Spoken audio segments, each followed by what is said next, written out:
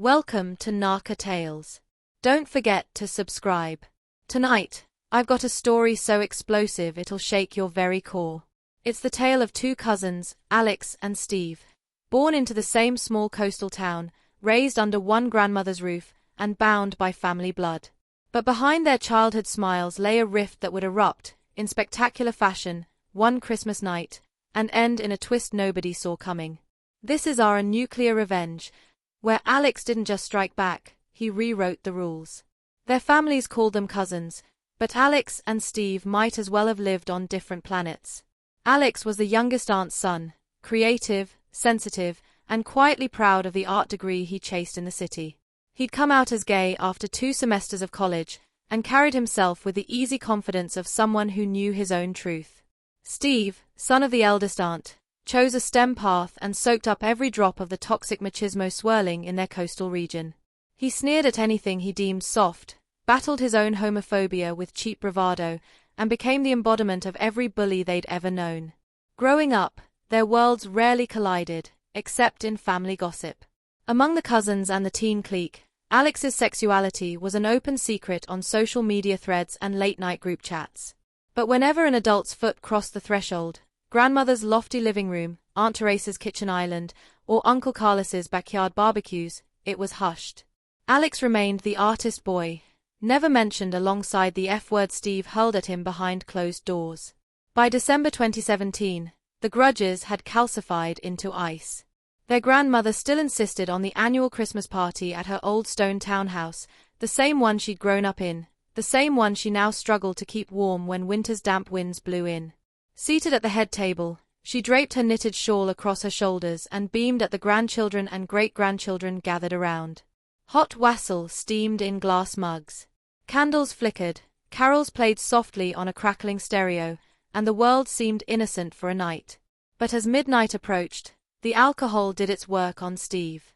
He lurched into the center of the dance floor, fists clenched like a cocky gladiator, eyes scanning for a target.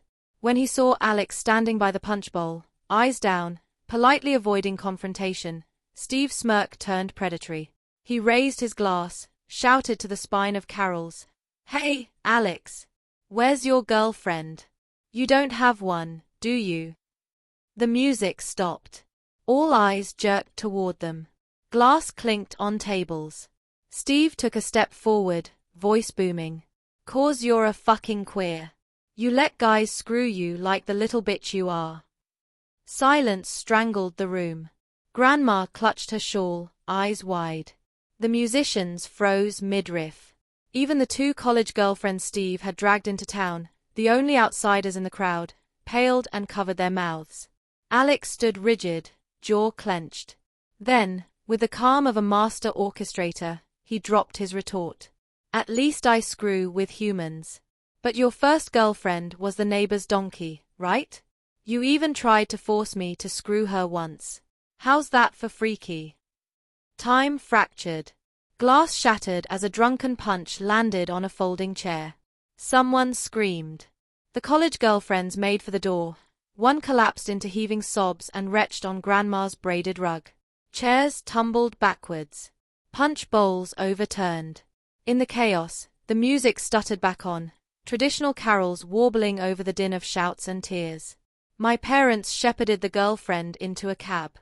My dad, stone-cold sober, herded the rest of us out the back gate while fists flew, tempers ignited, and insults cut deeper than any blade. By sunrise, the mansion's windows were smeared with red punch, tinsel draped in tears, and family allegiances shredded. We peeled home in a caravan of sedans, my parents, arms protectively around me, Steve's bridesmaid girlfriend shaken and wailing, Steve himself slumped in the backseat, mouth set in a bruised pout. You'd think that would be the end. One epic party, one epic fallout. But don't forget to subscribe. There's more. Steve staggered back to college Aparia. His girlfriend never spoke to him again. Social media exploded with gossip. Steve the ass, pun fully intended, trended on campus. Memes of donkey silhouettes, garish text calling out "donkey boy," flooded every feed. He dropped out within months, nursing his wounds with cheap beer behind a rotting bar counter back home, and swore off city life forever. Alex, meanwhile, thrived. His reputation as the courageous gay artist spread beyond our family.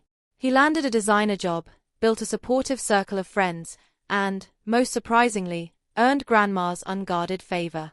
She doted on him, sending him care packages of sweater sets and old family recipes.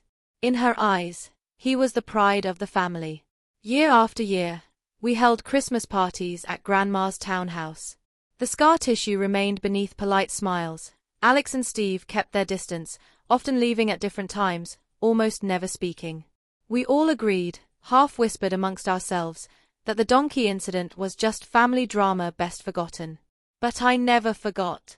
Because, you see, Alex was never content to let gossip linger unchallenged. He'd engineered that moment, years in the making. While you might assume his donkey bombing was a spontaneous blowback, it was anything but. Here's the secret nobody saw coming: the donkey was never real. 6 months before that fateful Christmas, Alex had noticed Steve's mounting cruelty. He saw the way Steve leaned into homophobic slurs, the way he tried to shame Alex into hiding who he was. And Alex, with the soul of an artist and the cunning of a fox, began to craft a masterpiece of revenge. He tracked down an old carnival handler, a friend from art school, who owned a life-size donkey costume. They rigged it with hidden cameras, lights, and a speaker box for donkey brays. Alex played the part of the beast in secret rehearsals. Jeff, the carnival handler, practiced donkey movements and synced the cameras. Late at night, they tested it in the backyard of the townhouse, perfecting every bray and hoof shuffle. On Christmas Eve, Jeff arrived at Grandma's house strapped into the donkey suit under a tattered blanket. The party's hors d'oeuvres overflowed trays. Laughter echoed off wooden beams.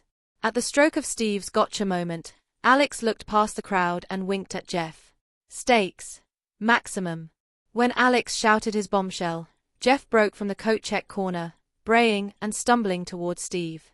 The donkey mask glinted under the holiday lights. Steve's jaw dropped as the braying agent of his humiliation approached. The cameras inside the harness whirred, capturing every moment from hoof to howl. Steve reeled back, mouth agape, as Alex delivered his line, "At least I screw humans, even if you've never known the difference." Then Jeff, the donkey, lunged forward, bray hammering Steve's retreat. The mask fell off in the scuffle, revealing Jeff's smiling face under the donkey head. Only then did the cameras capture the true reveal. Steve had been bamboozled by a man in a costume. Pandemonium ignited. Steve's own girlfriend vomited all over the peppermint punch, screaming in disbelief. Uncles hushed her up. Cousins cheered. The carnival camera had rolled the entire spectacle. Alex seized the memory card minutes later and slipped it into his pocket. 1 year later, that footage leaked online, first in a cryptic art world forum, then across social media. Steve's legacy was shattered. The donkey incident wasn't bestiality, but a testament to his own cruelty. He'd humiliated Alex for being gay. Alex returned the favor with a gilded setup. Steve's bar patronage collapsed further. His new wife fled back to her hometown, and his name became a punchline etched into campus lore. And now, the shocking twist you've waited for. When Alex returned the memory card to Jeff, intending to erase it forever, Jeff surprised him with one final revelation. There was a second camera MIC, hidden in the donkey's tail tuft. It hadn't just recorded Steve's stunned face, it captured his voice, clear as church bells, cursing the faggot cousin within an inch of life. Except Steve had no idea Jeff had wired the MIC to broadcast live. As Steve's slurs rang through the townhouse, they were piped directly into Grandma's hearing aids, Grandma who'd sat knitting by the fireplace, oblivious.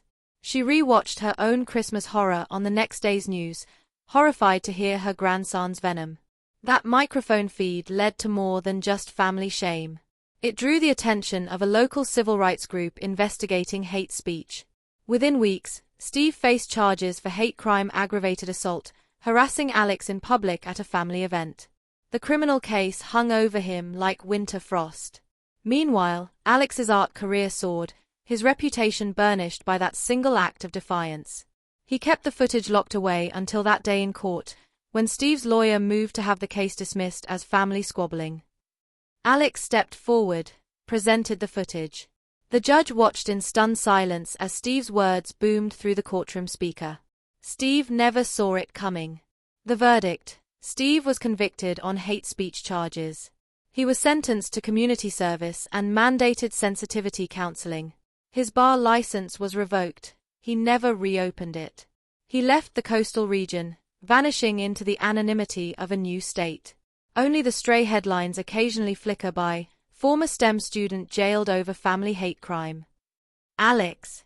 He stayed in the city, designing magazines by day and painting murals by night. He became an LGBTQ advocate, speaking at high schools about the power of self-acceptance and the cost of cruelty. And every Christmas Eve, he sent a single poinsettia to Grandma's old house, now converted to a community art center, thanks in part to a donation Alex made in her name. Don't forget to subscribe if you thought this was wild, and share this tale of genius revenge turned righteous justice. Because sometimes, the strongest art is born from the ashes of betrayal, and the most unexpected twist can come from a man in a donkey suit. This was Narca Tales, where the margins of family law collide with nuclear-grade revenge. Remember, hurt them once, they'll hurt you back. Hurt them twice, they might just outfox you in a donkey costume. Don't forget to subscribe for more Kafkaesque kitchen sink dramas, heartfelt triumphs, and shocking twists you won't see coming.